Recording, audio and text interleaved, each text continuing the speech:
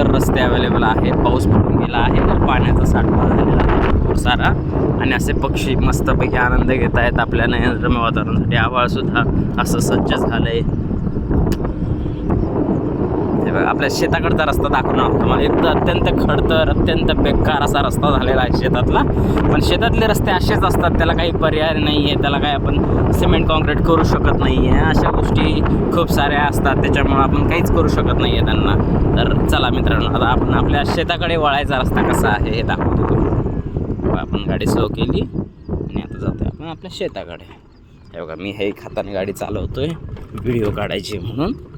हे बघा, असा खडतर रस्ता आहे आणि या रस्त्यावर सुद्धा बजाज चेतक चलती. Hats off to Bajaj Chetak. This is not possible. हा बघा, हा रस्ता, असे दगड आहेत, सगळं पाहू शकता तुम्ही, दगडं कशी आहेत काय आहेत. तरी बजाज चेतक आपली चलती आहे आणि 11 किलोमीटर पर आवर 12 किलोमीटर पर आवरच्या स्पीडनं चलती आहे. असं नाही की 5-6 किलोमीटरनं चलती आहे. एकदम चांगली चलती आहे, एकदम काहीच साऊंड नाही आहे, आवाज येत नाही आहे गाडीचा, काहीच नाही, काहीच नाही. रस्त्यावर पाणी साठलं आहे तरी आरामात बजाज चेतक जाऊ शकते.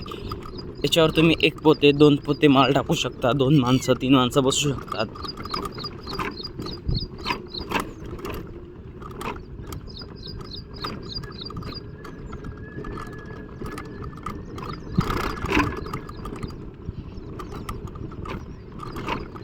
खूप स्पीडमध्ये काय जाणार नाही आहोत आपण, काय याचं जे सस्पेन्शन आहे ते डिस्टर्ब होऊ शकतो. मोनो सस्पेन्शन गाडी आहे, एकच सस्पेन्शन आहे गाडीला, सो आपल्याला हळूच जावं लागतं.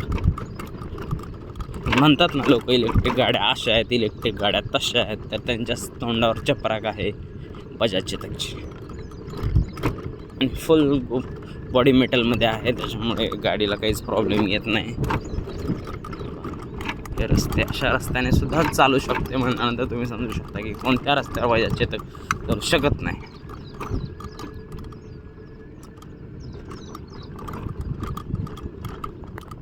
तर नमस्कार मित्रांनो, आज आपण इथेच थांबूयात आणि भेटूयात पुढच्या व्हिडिओजमध्ये लवकरच.